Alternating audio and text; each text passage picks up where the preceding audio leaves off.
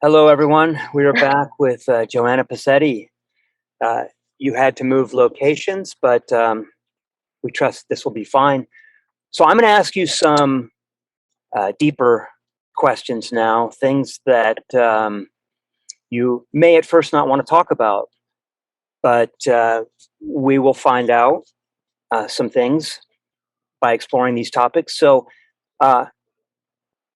if there used to be this popular question that if you knew you couldn't fail, what would you do?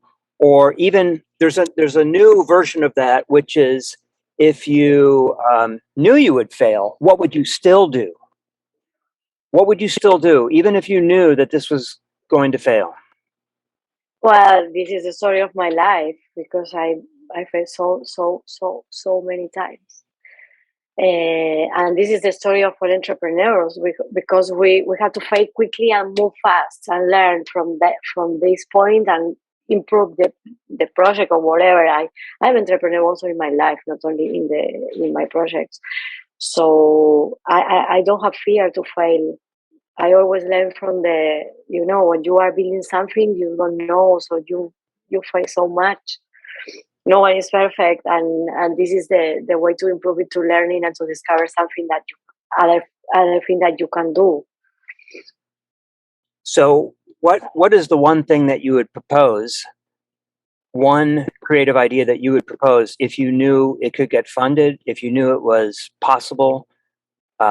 It's the thing that people are afraid to talk about, maybe the thing that needs to change, the thing that needs to change in the world. What would you propose? Well, what I am building now, the planetary DAO, unify the entire planet, move the power from the nations and the companies to the people, and let's to allow everyone to have wealth. It will be so nice if people can analyze imagine if everyone is rich. How would you like to waste your time, to spend your time in a good way? So, well, yes, I am working for the freedom, and I love to create this for the entire planet. So there's a personal aspect to all of these stories. You go to these meetings in Silicon Valley, and it's mostly there's a lot of white men, of a certain age, and there's not an equal amount of women in technology and in the startup communities. There's probably not a lot of people of color, let alone like women of color or of who have your ethnic background, I guess. I'm trying to think of the right way to say this. And so has it been more difficult as a result, or what type of a struggle has it been so far? Well, yes, unfortunately, it's misogynistic. I was there, so I met so many people, and all of them are kind.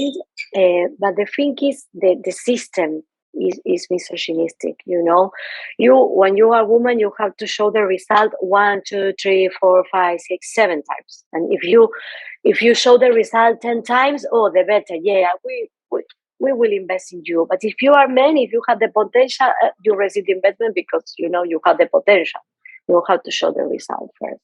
We have to show that we can, to show the men that yes, I am like you, I can do it. And this is not equal. This is not equal.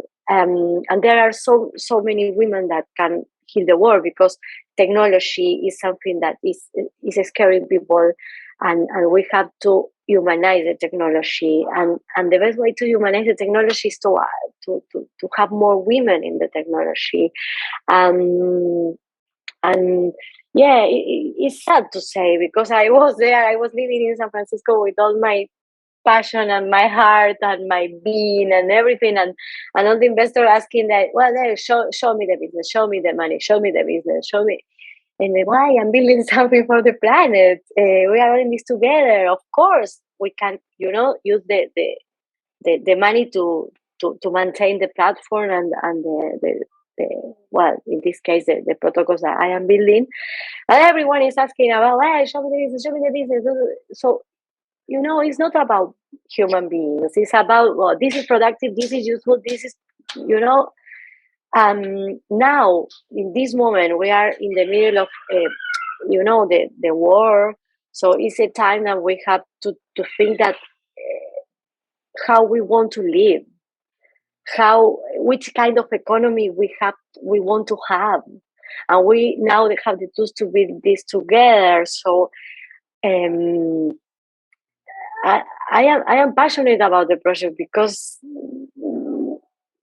this crisis is an opportunity, in my opinion, because it's a way to join forces between the common people, me as an individual from Argentina, building something, and to get the support of the big tech to build this Planet Earth DAO and the protocols to create a global digital jurisdiction, to allow everyone to have an ID there, to allow everyone to be part of the new economy, the crypto economics, because we can change the world with the crypto.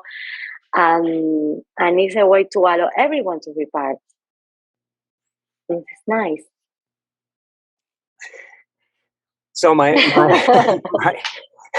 I think you said so much there that I don't even have a follow-up question, because it's like you covered a lot of territory. But you brought up this one thing, and I didn't know if you wanted to talk about it or not. I just have to be truthful about this, that there is, so even if you're speaking the English language, even if I look like the other people in the room, it still doesn't matter.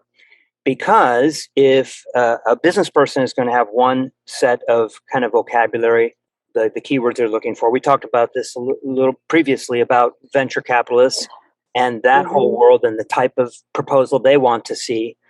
Does your proposal match that typical, framework, or is it more humanitarian? Where you're looking for philanthropic donation. Well, we are building the new economy together, and this is the way. So, of course, we need money to pay the platform, to pay the people, and to build the protocol, because this is something that is not for free. But we can change the way that we are doing philanthropy now, the way that we are moving the money from the rich to the poor. And everyone can vote there, because the philanthropic, I told you today, but the philanthropies, they are billionaires and they decide alone what they want to do with the money.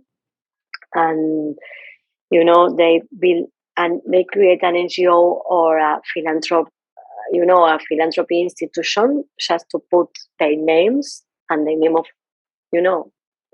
his wife in the university, in the academy, in this school, in this place. Yeah, this surname, build this.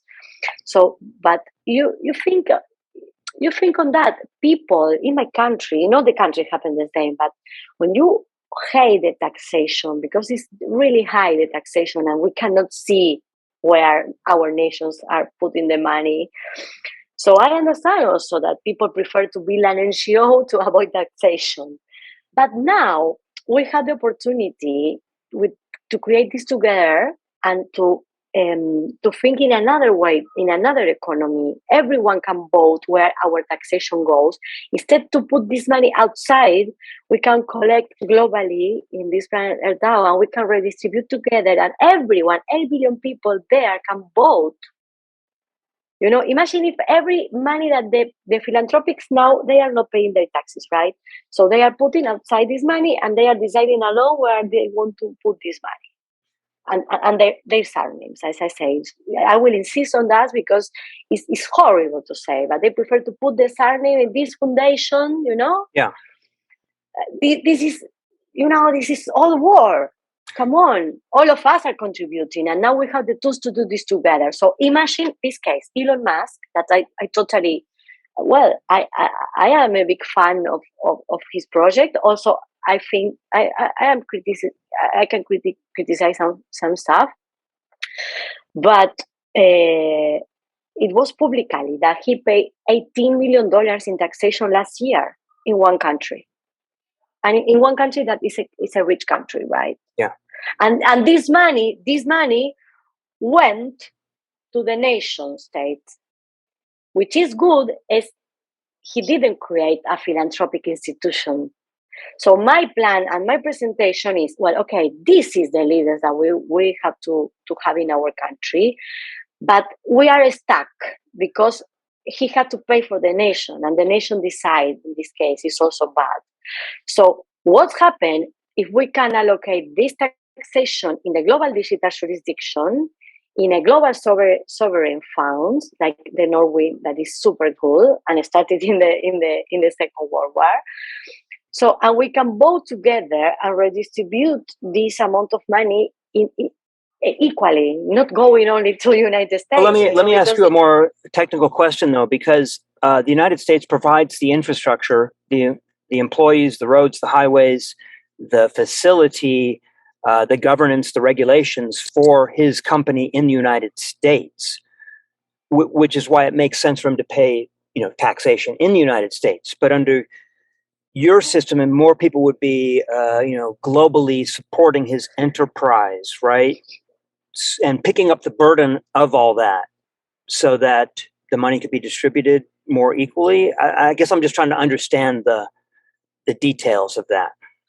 Yeah, you always have to ask these two questions: where the money comes from and where the money goes. This is okay. So when I build a DAO, is all the money that we can collect in taxation in all the entire countries. We are starting with crypto transactions, of course. Then we allocate this amount of money globally in a global fund, and then we can vote and redistribute in other countries. In the countries, every people can vote there. We can build infrastructure, we can build cities, we can build schools, we can go to education, we can start talking about policies for education, for health, to empower women, right? We need this kind of policies. So we had the opportunity now to talk about this in worldwide, in the okay, global. So I have an important follow-up question, and it may sound tricky, but people are going to ask, so I have to ask, which is, I see the value for the individual, right? And I see the value for maybe smaller, less developed countries in the world, for sure, absolutely. But can you convince the CEOs, the wealthy, the 1%, the political powers that be? I mean, I know it's a big obstacle, but what would you say? Yes, of course. We have to convince all together, and they are waiting for us to exercise our power. Yeah, I totally believe we can do it. We are in the time, that is a break point in the age. This happened in the life. How many times in the era you have to ask yourself these questions and to find a solution all together? 8 billion people in the planet. This is an opportunity. Of course, I believe that we can influence them. Of course, I believe that we can do this together. And the way is to work together to rebuild the trust and to create a new economy and to, we are building a new world. Well, so there's another phenomenon at work here that goes to your point, which is incentivizing people.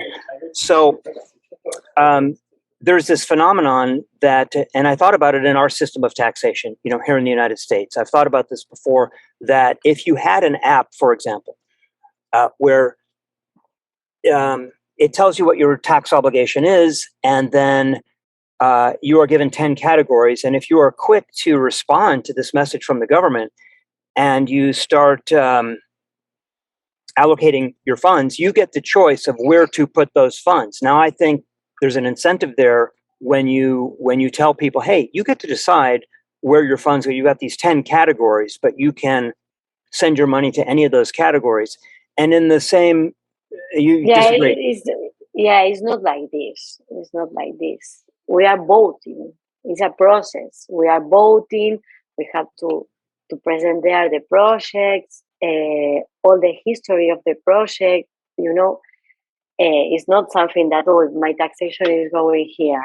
No, no. We are thinking globally. We have this. We are voting. We have priorities. We have to organize the priority. Which country needs the most? Which kind of investment needs the most? If it is most important, education, in my opinion, that infrastructure. But we need everything. And imagine that if we can do this together, there will be, so much money. Imagine.